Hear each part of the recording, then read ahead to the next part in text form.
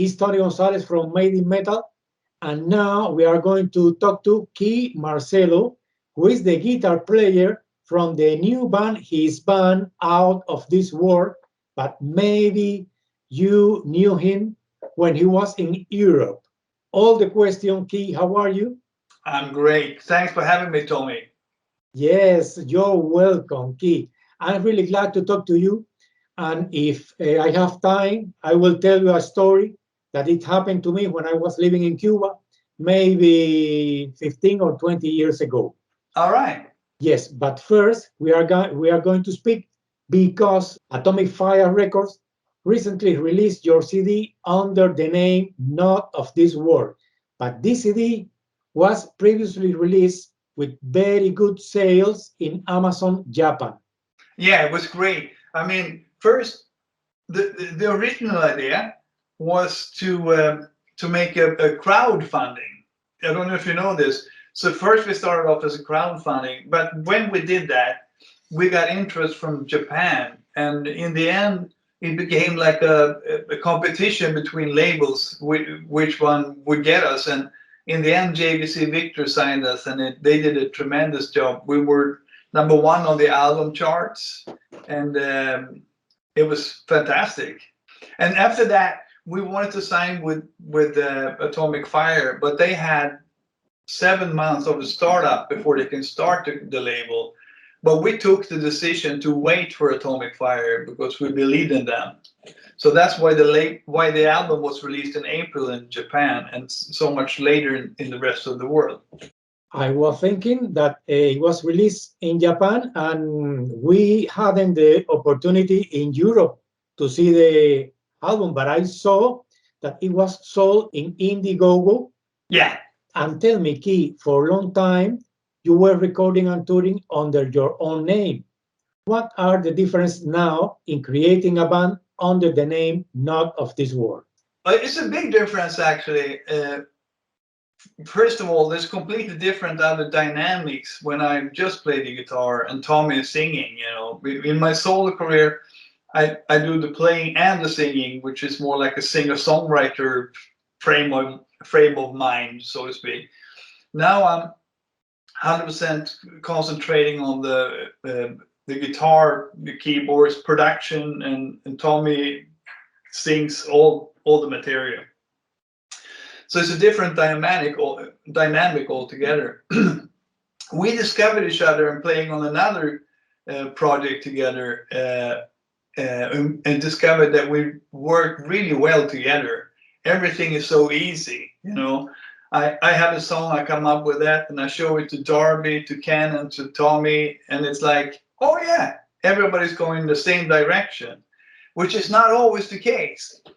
In a band, sometimes the singer want to go there, the guitar player want to go there, the bass player there, you know, different directions, but we're all going in the same direction. It's a very good sign for a band. Out of This World. Yeah. Yes, this was the first CD you recorded with Europe. So it's because you consider that the music you are doing now look like Europe? No, the reason why Out of This World came up was that obviously we needed some recognition, you know, to people who might know of my old music, but you can't put it in connection with what I'm doing now.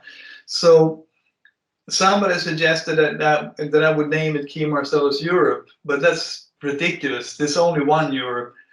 And I hate that. I mean, right now there's two different Yes out there, you know, two different Saxon bands. I think it should only be one of each. It's easier for the fans. And but then a Japanese friend of Tommy's suggested that we call it Out of This World because, first of all, it was Kee's break for us in Japan. And also, it wouldn't be different than when Ronnie James Dio sang in Black Sabbath, and they called the band Heaven and Hell when they play live. So it was a little bit like that. Because if you listen to the music, of course, it's melodic rock with a lot of 80s inspiration, but my way of writing is completely different from Europe, I would say. The band is agree with the name, or there is no problem with the with Europe with this name? I don't know. I never asked anyone. But I hope they are. No, but I think they're fine with that, you know? Yes, I think that there is no reason to be angry or so. No. And Out of This World is really a very good band. And I hope that Thank you you. still keep the contact or the friendship with them. Absolutely. Yes. So let's go and talk to the CD. Who are the songwriters? It's me. On this album, it's all me. What happened was I had I had the flow.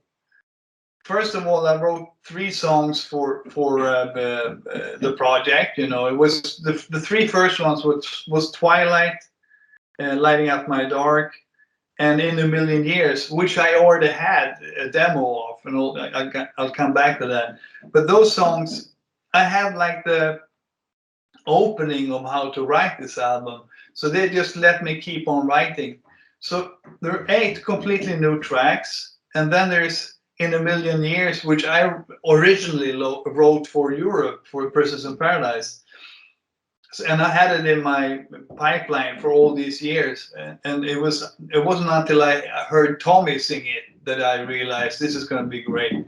So we recorded that one, and also we recorded a song that I wrote together with the singer of Easy Action and the drummer of Easy Action, which we never recorded with the band.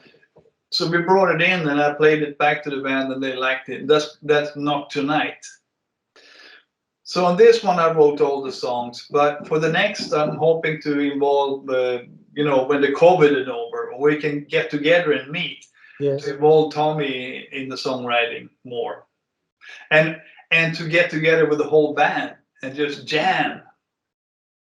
Yes, but if you involve Tommy, maybe the songs will be different, a little different. Yes, Yes. it's Yes. absolutely. Yes, I have read that Don Airey from Deep Purple was invited in more than one song, maybe 3 or 4 songs. 4 songs, yeah. Yes. However, I listened the bonus when there are some of your demos, and in the demos there are some keyboards too. Yeah, I play a lot of keyboards on the album as well, and I always do that. That's my production idea. The guitars and keyboards together, how they interact and how you arrange them. That's my thing. So I love playing the keyboards too. I mean, guitar is my main instrument, but you know, when I compose songs, it's really handy to have the keyboard as well. Yes. And how was the collaboration with Don Airey? Amazing. I mean, he's such an amazing keyboard player. I know him for many years. I mean, the first time we met was in 1987 when I played with Europe in London at the Hammersmith Odeon. Mhm. And he was there with Neil Murray, the bass player from Whitesnake. And I was really impressed with Don Airey because he was in a band called Colosseum 2. Do you Yes. remember? With Of Gary. course. Fantastic. I love that. So I was very impressed when Don Airey came into the dressing room. And then I played with him maybe 10 years ago, and we talked about, I said it would be great to play together. And we had a couple of attempts, but it never happened until now.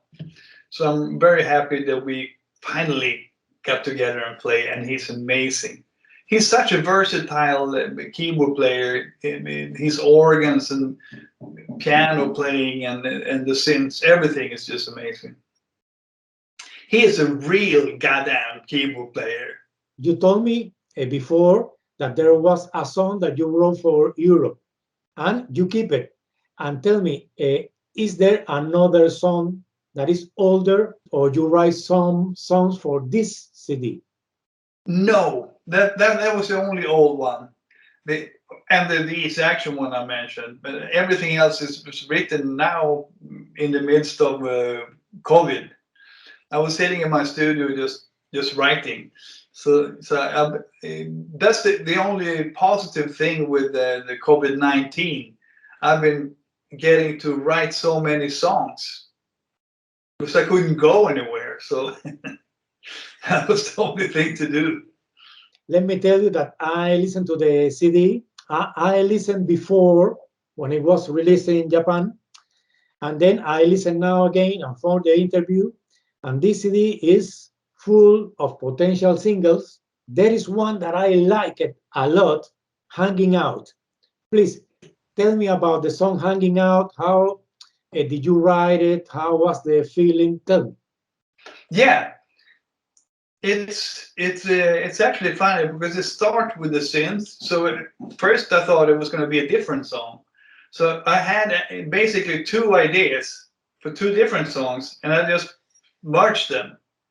So it starts with the very almost ballad verse, and then it goes into the guitar riff, and that chorus I had with me for some time because I think it's so direct.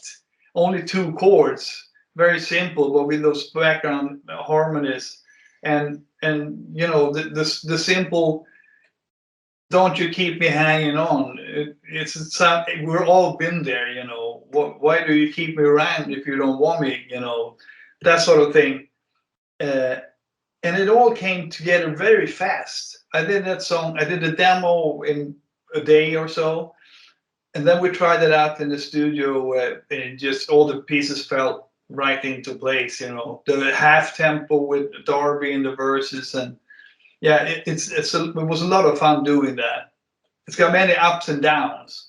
But there is another song that I'm sure that it was really fun, really funny to you to play. Is to me the song that is the most different song for the CD. Maybe I'm wrong, but the most different song is The Warrior. Oh yeah, yeah. Yes, it's very different. So it's your Van Halen moment. It is. Yes, in some cases, it remind me Hot for Teacher Yeah, or songs like that. Tell me about the sound. I enjoy it a lot. yeah. I mean, the drum groove that Alex Van Halen does on Hot for Teacher, it's actually the original. The one who came up with that drum groove is Billy Cobham in 1973. Both me and Darby Todd, the drummer, were fans of fusion. So we play. I mean, sometimes we play Quadrant 4 is the name of that song uh, with this group, and sometimes we start playing the blues over it. I had this riff, and we would jam on that during sound checks. Yes. And then Darby said, "Why don't you write the song with that riff and see, you know, because it could be a good song." So I did, and it's a lot of fun. That I'm really looking forward to playing this song live. I've seen that you know a lot about music, not only theory and notes, yeah, story of music. Now that you mentioned Quadrant 4, so did you like Tommy Bolin? Because Tommy Bolin was in the with Billy Cobham. Oh my God, what a great guitar player. His timing and everything, and yeah, and his guitar work on that album is absolutely amazing. It's great. Yeah, I love Tommy Bolin. I have both his solo albums, of course, you know, and the live with Deep Purple and Come Taste the Band. He did Yes, such amazing stuff. Great player. It's so sad he had to go so early. yes. I think it was the drugs, you know. Now I discovered something that you didn't tell me and I didn't know until 10 minutes ago. That is that you wrote a book. Yes, Yes, yes. but the book is only in Swedish. Yeah. I'm sorry. It's been crazy trying to find somebody to translate it. It's very difficult because this is hard to explain, but I'm using my own language when I'm talking, and it's a very strange kind of way I speak, and it's been really hard to make to translate the sense of humor that goes through the entire book. So I haven't found somebody that can do it in English. And personally, I never have time. I have too much to do in the studio with music. So I don't know. Let's hope I can find some time to get it translated to English, because that's the key. If you have it in English, you can easily get somebody to translate it into Spanish, Italian, French, Yes. etc. You know, yeah, I'm working on it. Oh, yes, I hope so, because I translate into Spanish, and somebody said that this book looked like the Wire, the Motley Crue biography. Yes, Right. I think that is a lot of crazy things, and yes, but Key, those times are in the past. No, now you are a person, a regular guy. No, I am a family man for yes, a sure. family man. Yeah, Yes, and yes, I love it. yes. I love the music life, but I love concentrating on writing the music and producing the music and just being at home. Actually, I've really enjoyed this COVID situation where I can spend a lot of time at home. I don't have to tour all the time nowadays. I can do some tours, but not all the time. I didn't ask you about this song that is Twilight, but something happened with Twilight. It's your guitar solo. The CD is full of beautiful guitar solos. Thank you. Thanks a lot. I But like the Twilight one because it's actually it's a sweep pattern with a legato pattern built into it, and it's like a classical etude. You know, it's repeating in its tempo. Yeah, I like that a lot. I think it really works on that song for some reason, and that's what I strive to do. I try to find exactly the solo that fits for the song and that could elevate the song even more. You know, the song within the song. That's what I'm trying to write. do you have some plans to bring the band on tour this year or next year? Oh, absolutely. As soon as the COVID restrictions allow us to do so, we can't wait to get on tour. Yes. Are there some plans to come into Spain? Oh, absolutely. If we play the EU, we definitely go. Spain is one of the first countries we come to. Okay. So if you come to Spain, please, is there a musician that I would like to see in your band that is Ken Sandin? Yes, He's a great, spectacular bass player. fantastic bass player. He will Yes. come along as well. I promise you that, Tony. Thank you very much. If there are some words that you would like to say to the Spanish fan, this is your moment. Okay. Hi guys, Kee Marcello here from Out of This World. Can't wait to come and play for you in Spain. It's been a while. Check out the album. See you soon. Okay, Key, thank you very much for your time. It is a pleasure to talk to you. I hope to have this opportunity again in the future. Tony, I hope to see you in Spain when I come there. Of course, of course. Awesome. Take care, my friend. You're welcome, Key. Bye See you later. bye. Bye bye.